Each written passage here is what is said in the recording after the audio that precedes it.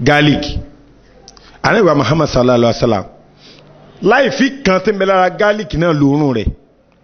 lòjíṣẹ́ láfi sọ fún wa wípé bó bá jẹ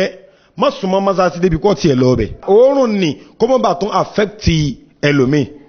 ṣùgbọ́n lẹ́yìn òórùn la ilaha illallah àìsàn tí garlic owó tí ó dì mú kò ń ṣàìsàn kékeré yóò dẹ̀ ṣe yálà rọ̀ rẹ̀ tàbí powder rẹ̀ tàbí kíni o tàbí capsule rẹ̀ tàbí kíni o tiẹ̀ sọ pé èèyàn bá fẹ́ lo oil ẹ̀ téèyàn bá mọ àlùbọ́sà áyù lò tá ń pè ní garlic ọmọ wípé pé èèyàn ní ẹ̀jẹ̀ ríru kò sínú ayé yẹn téèyàn bá ń lò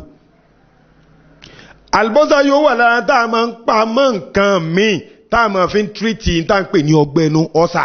lálùbọ́sà yìí kan náà ó tún wà lára tá a tó máa ń pa mọ́ nǹkan tó ẹgbẹ́ tá a bá rògbò ẹ̀ papọ̀ báyìí ní tó ń jẹ́ infection tó wà lára obìnrin tàbí tó wà lára ọkùnrin tó ti pẹ́ tí ò fẹ́ lọ bọ̀rọ̀ ẹ lọ sí pẹ̀lú bọ́lọ́run ṣe pàtàkì rẹ̀ bá Ànábì Muhammad sallallahu alaihi wasallam bó ṣe ròyìn lílò rẹ̀ àti bó ṣe jẹ́ tó yóò sì máa mú kúrò àlùbọ́sà nǹkan ni yóò ṣe Ọlọ́run ni yóò ṣe ẹ má sì mí gbọ́ àmọ́ lára irinṣẹ́ tá a lò tá a fi mú àìsàn kúrò lára àlùbọ́sà ayùwà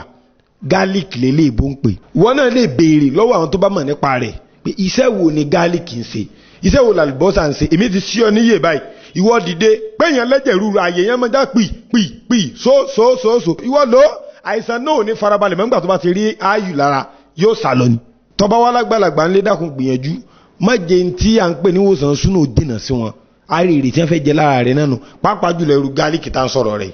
torí pé ẹ mọ̀ pé àwọn àgbàlagbà àwọn máa ń ro nǹkan tó ga àyà wọn tètè máa ń já ẹ̀rù tètè máa ń bà wọ́n irú kíní dẹ̀ ni ó mú gbogbo tó jẹ́ ní tí ò dáa kú lára wọn ẹ jẹ́ ká lò